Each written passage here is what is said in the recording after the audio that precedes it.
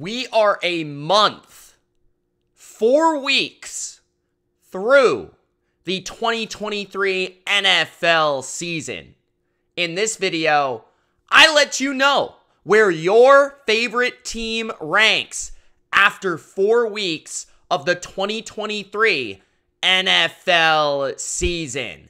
What's going on, BLV? It's Mitch here with my Week 5 NFL Power Rankings, ranking every NFL team every week here on the Bottom Line View every single Tuesday. If that sounds good, don't forget to spike the like button and subscribe. Man, these power rankings are tough. After like 9 teams, it gets really difficult to rank these teams. You let me know in the comment section below how you feel about my power rankings, where I'm right, where I'm wrong, where I'm accurate, where I missed. Let me know in the comment section, and also let me know your power rankings. I love to hear from you guys and your feedback. So, without further ado, let's begin. Like always, at number 32. The worst NFL team right now entering Week 5 is still the Chicago Bears. And I actually thought about midway to 3/4 through their game against the Denver Broncos, I was going to move the Chicago Bears up and move the Denver Broncos down. But unfortunately, the Chicago Bears still have not won a game, and I don't know how long. It's been at least a year. At least.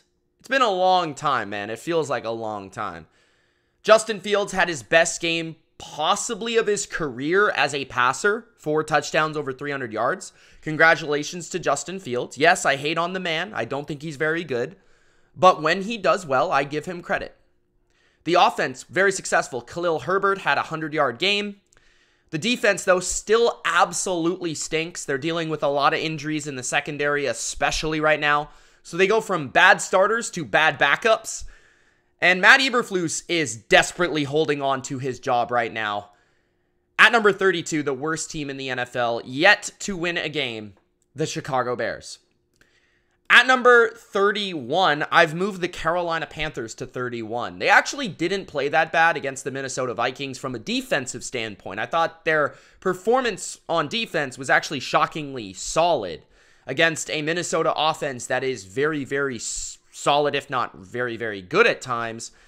I understand that Kirk Cousins and the Vikings are better offensively at home than they are on the road, but still, impressive performance. They had a pick 6 in the game, I believe, a 99-yard pick 6, and that kept them competitive. But their offense right now is so embarrassing. There's actually reports that Carolina is heavily interested in not just a wide receiver. Sorry, Bears fans, you can't trade them Chase Claypool, but a number 1 wide receiver. The difficulty is, where are you going to find that guy? You're certainly not going to get Mike Evans from the Bucs. Maybe T. Higgins if the Bengals continue to lose, but I don't really see a lot of receivers, number 1 receivers, that are going to go for some money. Hey, maybe you should have just stayed in your spot in the draft and not traded DJ Moore. I don't know, but Bryce Young right now, I'm a little concerned, specifically with what I see from his mobility. Obviously, he doesn't have the weapons to work with. The offense has not been great for him. He's still learning the game. There's a lot of time to make an evaluation of Bryce Young, and I'm not counting him out yet. But the mobility, the lack of ability to elude defenders right now is concerning, considering he is very small. So that's something to be aware of. He's looking like the 3rd best of the top 10 picks at the quarterback position right now, which is not good news for a Panthers team that doesn't have their 1st-round pick next year. Carolina defensively still playing with a lot of heart, a lot of passion. They have to figure out their offensive line, their run game, and their offense. If they can't, they will not win many games this year. At number 30, the Denver Broncos. The Denver Broncos move up because they at least won a game. And I will say their offense is probably about average right now.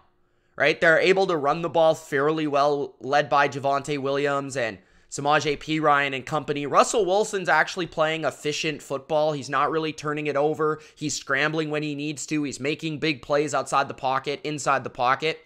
The offensive line is solid. Sean Payton is doing a good job with the offense. But the defense, quite frankly, is one of the worst in NFL history right now. They allowed 70 points to the Miami Dolphins. They allowed 300 yards and 4 touchdowns to Justin Fields, a quarterback that looked inept through the first 3 weeks. So, Denver Broncos, very bad defensively, average offensively, a very bad football team in this NFL right now. They were lucky to win that game against the Bears. At number 29, the New York Giants. The New York Giants are number 29. They cannot block to save their lives. They made the Seattle Seahawks defensive line and pass rush look like the Legion of Boom. They had double-digit sacks. Daniel Jones looked atrocious under that pressure. Without Saquon Barkley, the offense just falls apart. Brian Daboll is losing all the hair he has left. And the defense looks really, really bad as well. I mean, they're not really able to do much. In the game against Seattle, I thought they had an admirable effort. But Don Martindale hasn't exactly been his best this year, I would say, from a scheme and play calling standpoint. Been a little too predictable and heavy with the blitz. But at number 29, the Giants, their offense is in shambles. Their offensive line might be the worst right now in the sport. At number 28, the Arizona Cardinals. The Cardinals did beat the Cowboys, which was an impressive feat. I think a lot of that had to do with the fact that Dallas was overlooking Arizona, but Arizona took advantage. They were also outplaying the Giants for a majority of that game, and looking back at that, I feel like they were the better team for most of the game.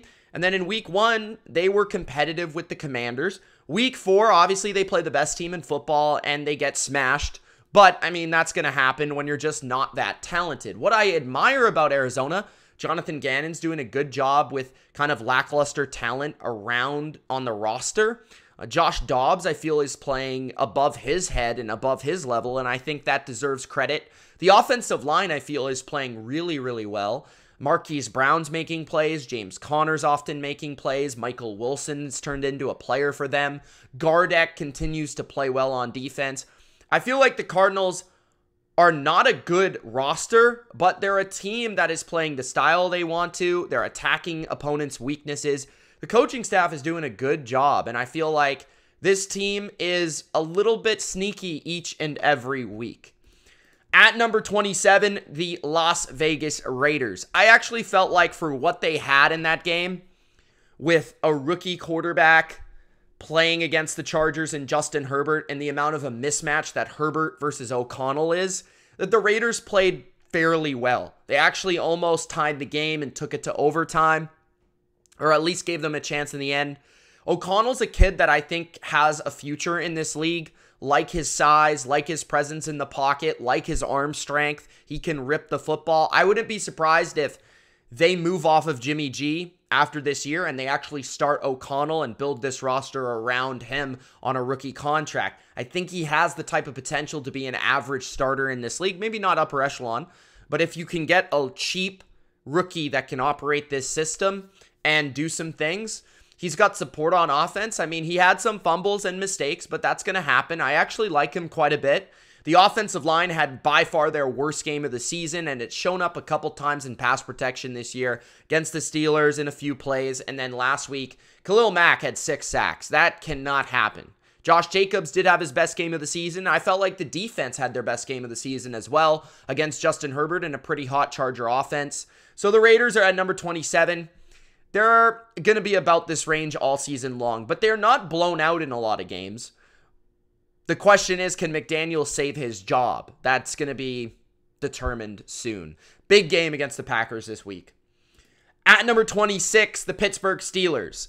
I was shocked that the Steelers were blown out by a rookie quarterback and a rookie head coach. I understand it's on the road, but man, their offense is just the worst scheme in football under Matt Canada. The amount of behind the line of scrimmage throws on first down is kind of embarrassing. Pickens is not living up to the hype right now. Kenny Pickett is not playing well at quarterback. The offensive line is not playing well. Najee Harris actually kind of had a good game, and they still stunk on offense, which is a rare feat. Defensively, they did not show up, and their secondary is playing really poor. So the Steelers, I just don't think are a good football team. And I think they're actually not a well-coached football team right now. Their offense isn't well-coached. Their defense isn't well-coached. They're really getting away with having great talent on the edges. And if you can block their pass rush, they're very susceptible. And offensively, they don't do anything well. So Mike Tomlin's got to figure this thing out at number 26. At number 25, the Minnesota Vikings. Vikings, to me, are a team that they can get in some shootouts. They can score some points. But if their offense isn't clicking, they have no chance to beat you. Their defense is very bad, and yet they actually played pretty well against Carolina with a game-winning touchdown that allowed them to beat the Panthers. That's how bad the Panthers' offense is. Brian Flores is going to get you every once in a while with a big play through his pressure scheme and his blitzing. And that's exactly what happened for the Vikings there. I think they come back down to earth against the Chiefs. But it is fun to watch them play offense. When Cousins is clicking with Jefferson, they're a team you want to watch. But they're in transition. I don't think they're going to win very many games. But they're a team I don't mind turning on the channel to see what they're doing. To watch Justin Jefferson, Kirk Cousins, Jordan Addison, TJ Hawkinson cook on offense. I just don't think they're going to win a lot of games this year. At number 24, the New York Jets. The Jets are sort of the opposite of the Vikings. They have a very solid defense that keeps them in a lot of games, but their offense is hit and miss.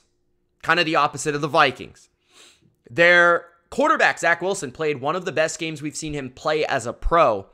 And my positivity towards this team is Zach Wilson potentially growing, right? This is a really immature guy coming into the NFL, and I feel like he's always had talent.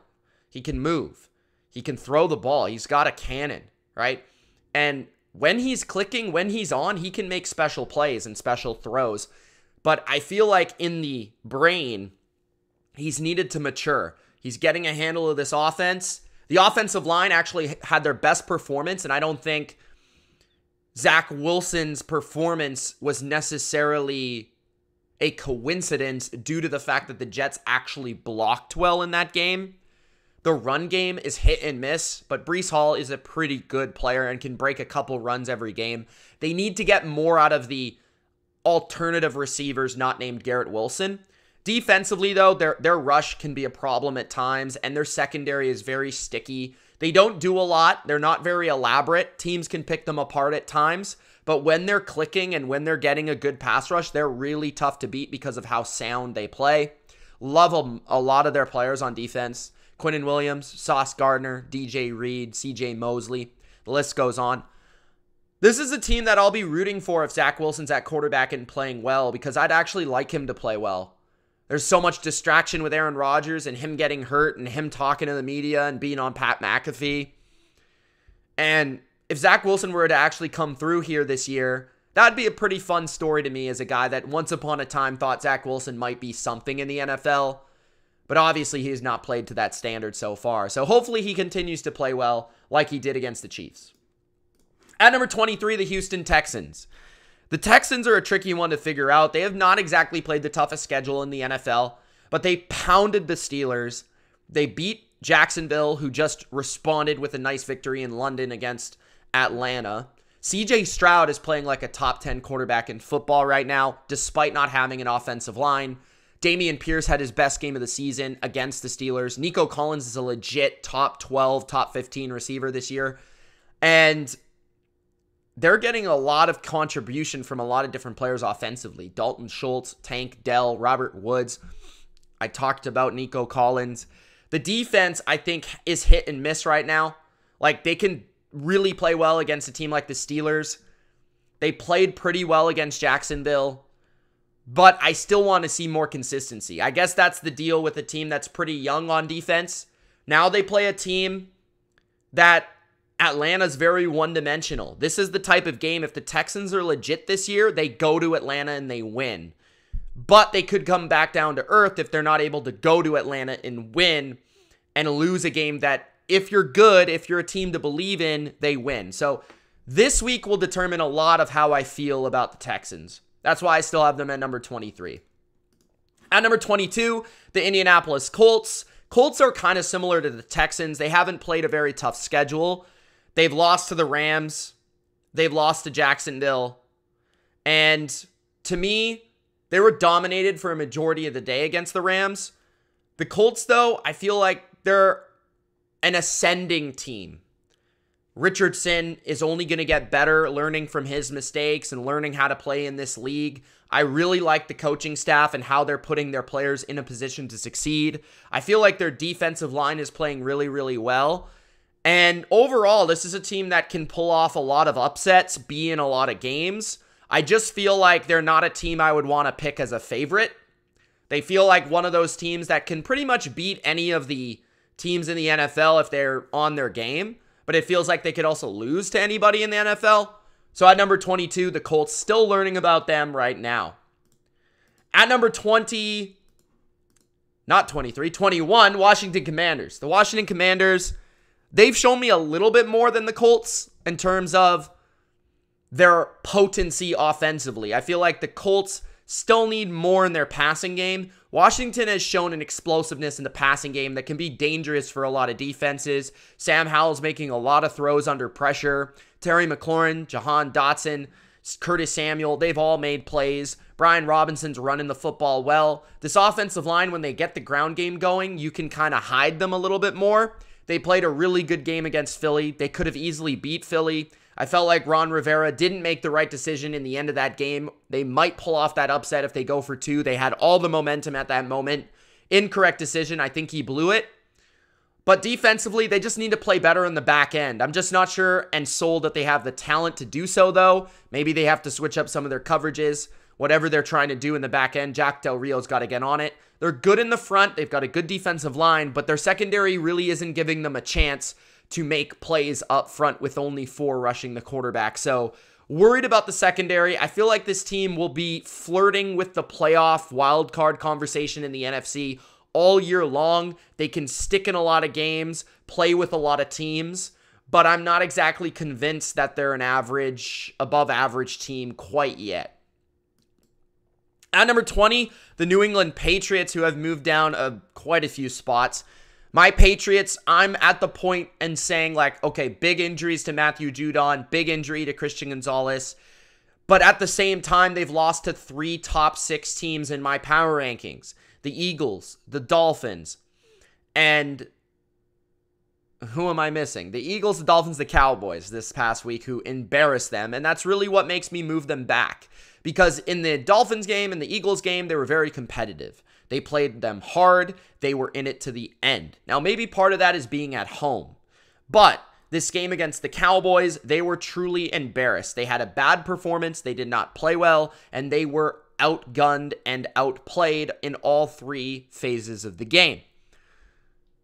That's what makes me convinced to move them far back. Because they appear to be a team right now that can beat bad teams, can hang with the teams that are about at the same level. They can go score for score. They can play good defense, field position game, but they're not beating a good team. That's really what it feels like to me right now. And there's a lot of questions to be asked about the offense. They can't block. They can't separate at receiver. Mac Jones is making dumb decisions.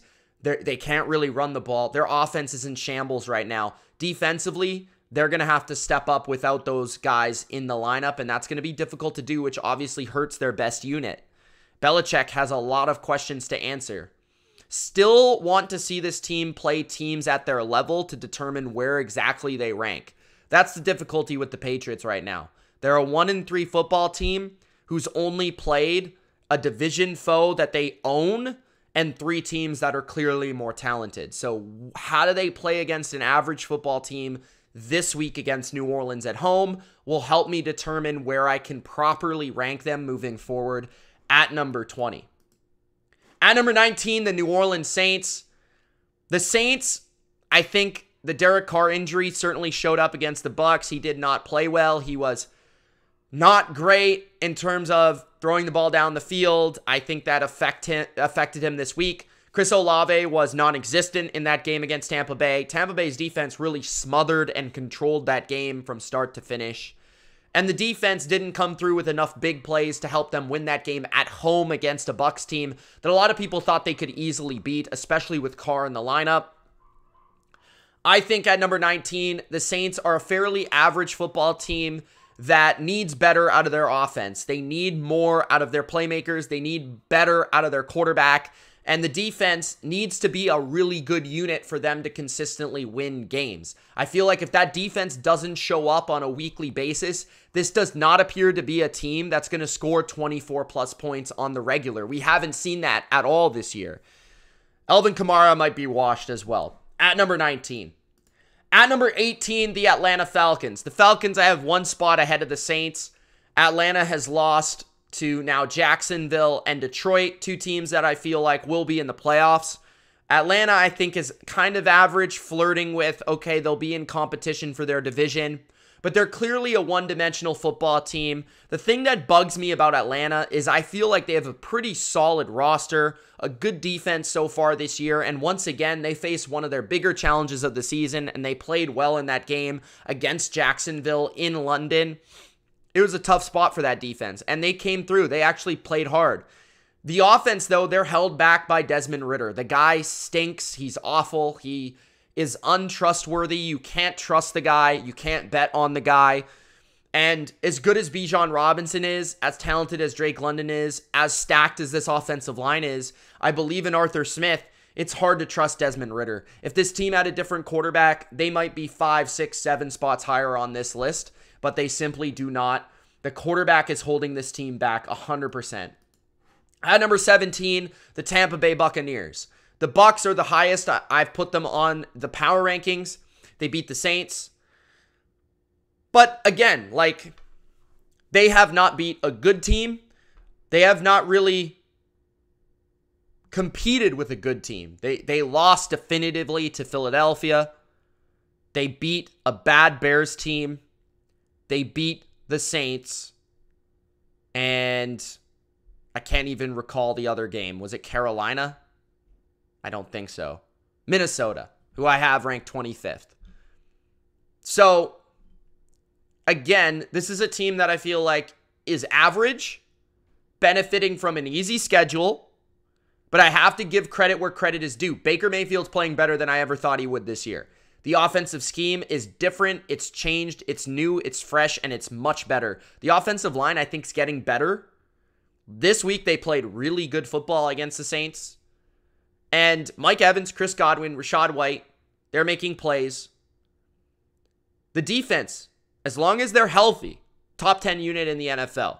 So if they have a top 10 defense, you know, like a 20 to 16 range type of offense, they can make the playoffs and win this division.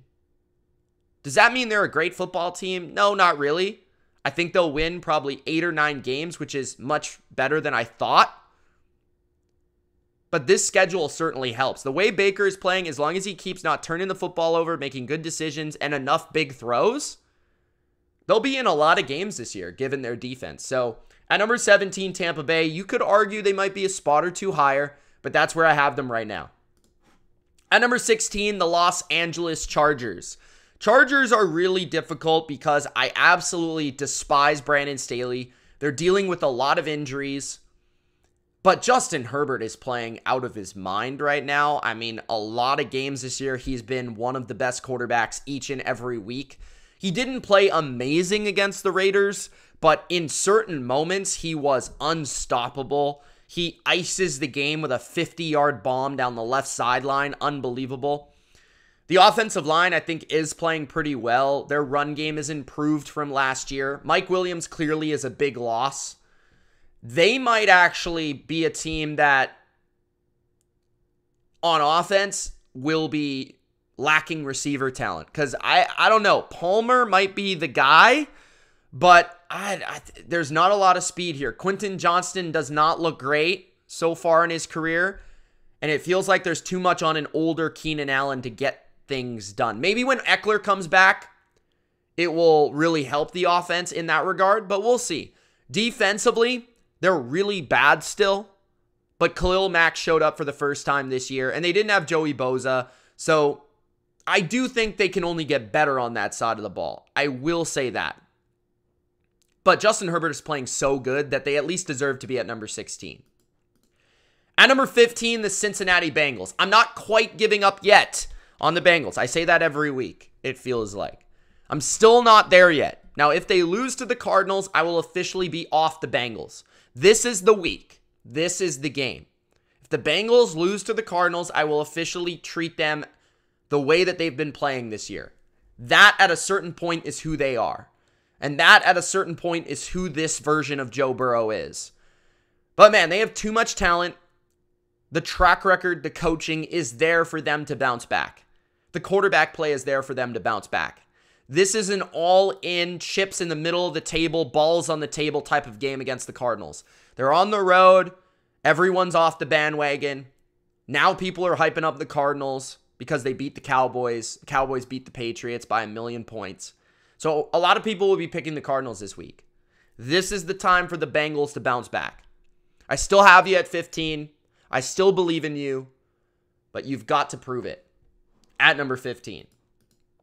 At number 14, the Tennessee Titans. At a certain point, you have to just bow down and say Mike Vrabel the Great, man. Mike Vrabel is without a doubt a top 5 coach in football. This guy, I don't know how he does it. The offensive line is not good. The secondary is hit and miss. The receiving core is hit and miss. Ryan Tannehill at times looks absolutely unstartable. But this guy is winning games. And they might be the best team in this division right now in terms of quality of play. And this is a pretty competitive division this year. The Titans just have an awesome front seven. You can't run against them. They get great pressure consistently. And the offense, I like the formula when Derrick Henry's playing well. Him, Tajay Sharp, their ability to run the football with a play action game. When Treylon Burks is in there, it brings a little speed, but D-Hop's playing better. They have enough here to upset a lot of teams. They're a tough physical football team, and they've been really good at home this year. At number 14, Tennessee. At number 13, the Los Angeles Rams. You've got McVay, you've got Stafford, you've got Donald, and maybe Cooper Kupp is back. When Cooper Kupp is back, this team takes a big step forward, a leap forward potentially. The offensive line is a bit flawed, but man, if Cooper Kupp comes back, this offense could be really, really good. Nakua is playing out of his mind, as we know. Van Jefferson and Tutu are making enough plays throughout the season to be nice as a number 3, number 4 option. Tyler Higbee makes enough catches, right? Kieran Williams is a pretty decent back, especially as a receiver. And then Stafford is just playing unbelievable. Like, this guy could be an MVP candidate. In clutch moments, he's making all the throws and all the plays. And he is just sitting back there and getting killed a lot. But he's coming through. Defensively, again, they're well-schooled, they're well-coached. They aren't very talented, but they do their best. And they seem to be a good game planning team each week. They give themselves a chance to make stops. So with Cooper Kupp back, you talk about that offense now. You've got something cooking with the Rams as a potential playoff team at number 13. Impressive start against the Colts. Wish they would have finished a bit better. At number 12, the Green Bay Packers. I still believe in the Packers, and this is probably higher than anyone has the Packers after an embarrassing loss to the Lions. And maybe I'm totally wrong about the Packers. I get it. But I kind of view that game as playing a good team who's maybe a bit better than I gave them credit for in Detroit. We'll get to that in a second. Injured. I mean, definitely injured. Christian Watson played, but he barely could really make it through the game. Aaron Jones didn't look like himself and barely played. Jair Alexander was out. The left guard and left tackle were out. Their best players on the offensive line. They're dealing with injuries, and that's going to hurt them. But I feel like if the Packers are truly a playoff team this year, like I think they can be, they're going to beat the Raiders convincingly on Monday night, even on the road. Now, that being said, when you look at them talent-wise, I feel like the reason they lost, they started slow. They did not come out with passion. They did not come out with energy. Matt LaFleur said as such. In the second half, that was a good game, and the Packers were outplaying the Lions. So I understand the Lions took their foot off the gas a little bit, But the Packers, I kind of think they just didn't play well, and they weren't prepared for their lack of personnel. They really, I felt like, came into this game a little bit shell-shocked. So at number 12, I have the Packers. I'm willing to chalk that last game up to a bad performance. At number 11, the Jacksonville Jags. Jacksonville has a lot of potential as a football team. They're not currently playing like the number 11 team in football. I will say that. But they did have an impressive bounce back defensively against Atlanta. I felt like they dominated that game, especially through the passing game. Josh Allen played really well. Their secondary played really well. And they did good enough, like well enough against Bijan to hold him down. And they convincingly won that game. They need more out of their offensive line, better out of their offense, better out of Trevor Lawrence, better out of Calvin Ridley. But this team does have potential, and I still currently see them as the best team in their division. At number 10, the Cleveland Browns. Entering the top 10, I have to keep the Browns in my top 10 because they didn't have Deshaun Watson. I mean, they didn't have their quarterback in a game against a really good top 10 football team. They lost, the young quarterback made multiple mistakes. There's not a lot to say here. I still feel like their defense is elite. I still feel like when Deshaun's in there, it gives them enough of a playmaking quarterback, and I still believe that they've got enough offensively. So they're a little bit of a shaky number 10, a little bit of an uncertain number 10, but what I've seen from them at their peak is good enough for me to place them at this spot. At number 9, the Seattle Seahawks. The Seahawks had their most impressive, thorough victory at New York on Monday night. Their defense played unbelievable. Devin Witherspoon was unbelievable. Their pass rush was unstoppable, dominant. Bobby Wagner looks great. Jordan Brooks definitely getting back to form. Feel bad for Jamal Adams. Hopefully it's not long-term. Quandre Diggs is that dude. If this defense can play at that level weekly with what the offense is capable of in the run and pass game, this is like a low-key NFC contender. So at number 9, Seattle. At number 8, the Baltimore Ravens. Lamar Jackson could be the MVP of football. Mark Andrews is an awesome player, and they showcased that. That duo was unstoppable against Cleveland in those big moments. They can still run the ball with the best of them. The offensive line needs to get healthier in pass protection, but I felt like they did a great job running the ball against Cleveland. Defensively, they're very well schemed, very well coached, even despite the personnel. When this team's healthy, they're going to be really tough, and they might even be a better team than number 8. At number 7, the Detroit Lions. The Detroit Lions, I'm really impressed with their defense. Even despite losing some personnel, their run defense is elite right now. And when a team has to run the ball to set up play action, it's difficult to do against Detroit. They're playing sticky in the back end, man, end zone coverage. Brian Branch is a standout for me. Really like how Cam Sutton's playing. I feel like Anzalone in the middle is playing pretty good, making plays. And Aiden Hutchinson is a superstar right now. Offensively, Jared Goff's making the throws and the plays and keeping them on schedule. Loved how he bounced back after an early interception. Would like to see more Jahmyr Gibbs mixed in with David Montgomery, but hey, it's a good mix for them at the running back position. The offensive line is top 3 or 4 in football right now, and the receiving core, they're getting enough. I'm excited to see what Jameson Williams looks like, but so far, Amon-Ra with Reynolds has been a great mix. So if Jameson can give them more vertical element, this is a scary team. So the Lions at number 7. I don't quite see them at the 49er, Dallas, Eagle level, but they're that clear number 4 in the NFC. At number 6, the Miami Dolphins. The Dolphins are at number 6. Their defense is a big issue for me right now, but their offense at times is simply unstoppable, the way that Mike McDaniel is scheming this thing up. I think their defense will improve. They're without arguably their 2 best players. Maybe Christian Wilkins could be mixed in that conversation, or Javon Holland, but Jalen Ramsey isn't playing right now. Jalen Phillips is injured. Those are big against a team like the Bills that you need to be able to rush the quarterback. You need to be able to cover. It's going to be tough. But Miami, I think they got to find a solution first, how to stop the run. Then that will help them get to the quarterback. That will help them cover. But first, Vic Fangio needs to figure out how to stop the run.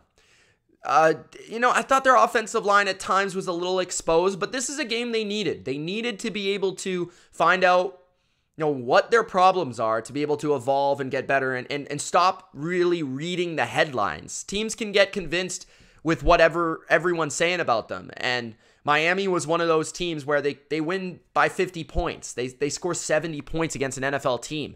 You're going to start thinking you're the shit. So Miami, they came back down to earth a little bit. They got knocked around. They got beat up by a division foe who's a legit contender. And Miami can learn from that. This is a game they needed. So at number 6, Miami.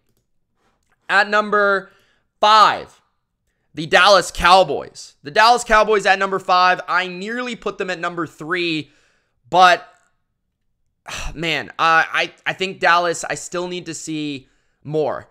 Even if they lose to the Niners, let's say it's by like 3 to 4 points, I'll probably move them up because I think the Niners are that good and the game's on the road. But that would allow me to understand where Dallas stands in the hierarchy of this league. Dallas's defense was absurd against New England. The coverage, the rush. Their run defense still, to me, has holes, and I'm concerned about that against a team like Philadelphia or San Francisco. But I don't think there's a lot of teams that can really expose it to the nature that we saw from Arizona with that specific style and scheme. Their offense, as long as Dak doesn't make mistakes and he plays in rhythm the way he did early in that Patriots game, they'll be fine. I think CeeDee Lamb is tough. Brandon Cooks needs to get healthier. Michael Gallup is actually playing better and better and better. And Ferguson, you see the confidence building in that young kid at tight end. Tony Pollard is a stud. They can run the ball. And their offensive line is really, really solid. This team has very few flaws. But the one flaw I see right now is run defense. And potentially, if they get behind, how do they look offensively? But this is a team that might be better than anyone in football. When they are ahead, they are a train. And they are tough to beat. So at number 5, Dallas. At number 4, the Philadelphia Eagles.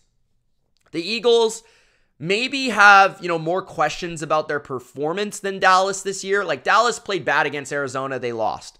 The Eagles have won every game, but in every game at moments, they haven't looked great. So that's kind of weird. But the Eagles are so dominant in their offensive line play, their defensive line play, especially against the run this year, where they just make you so one-dimensional and they make it easy for them. Right? When you sell out to stop their run the way that you have to, it opens up Jalen Hurts to throw for 300 yards and A.J. Brown to go for 200 yards like it did against Washington. And when they can stop the run the way they can, it makes it easier on them to get to the quarterback and to play coverage. So they're just so dominant in a couple areas that it makes them really tough. And their offense is nearly unstoppable if Jalen Hurts is hitting those throws down the field. So at number 4, the Eagles, I think, are continuing to work through some issues in the secondary, some up and down performance from their quarterback. But I feel like they're really, really good, man. At number 3, the Kansas City Chiefs. I nearly put them at number 5, but I don't want to get too crazy about that lack of a big-time performance against the Jets. Am I pissed off with them not covering the spread? Am I angry with how Zach Wilson was able to shred their defense? Yeah, I am. And that is a little concerning, but it's the Chiefs. I feel like I need to see more from them against good teams. I need to see them play the Bills. I need to see them play, some of these top teams in the AFC and the NFC potentially, where I can give you an analysis from them last year to this year. Like, feels like they just weren't motivated against the Jets. They got up 17-0 and they just stopped playing. And that's just, I don't know what to put into that. So I want to see more from the Chiefs this year. At number 3, Mahomes is still awesome. The O-line is great. The run game's really getting going with Pacheco. He's looking phenomenal. And the defense had their worst performance of the year last week. So let's see if they can bounce back against the Vikings. At number 2, the Buffalo Bills. The Bills were unbelievable against Miami. Their defense was flying around. They looked faster than they ever have. Their offense was clicking to no end. Josh Allen looked absurd in that game. His ability to escape, provide time with his presence behind the line of scrimmage, making throws, being a point guard of sorts, making all the right reads, all the right throws on time, actually not being a madness style of player, but being on time, being accurate, and delivering the ball like only Josh Allen can. Then making those special throws and special plays like only he can. Stephon Diggs providing an elite threat at wide receiver. Them getting more out of their running game with James Cook. Them getting more out of Dalton Kincaid. Gabe Davis having a couple big plays in the game. Guys like Hardy and Shakir contributing. The offensive line looks way better this year.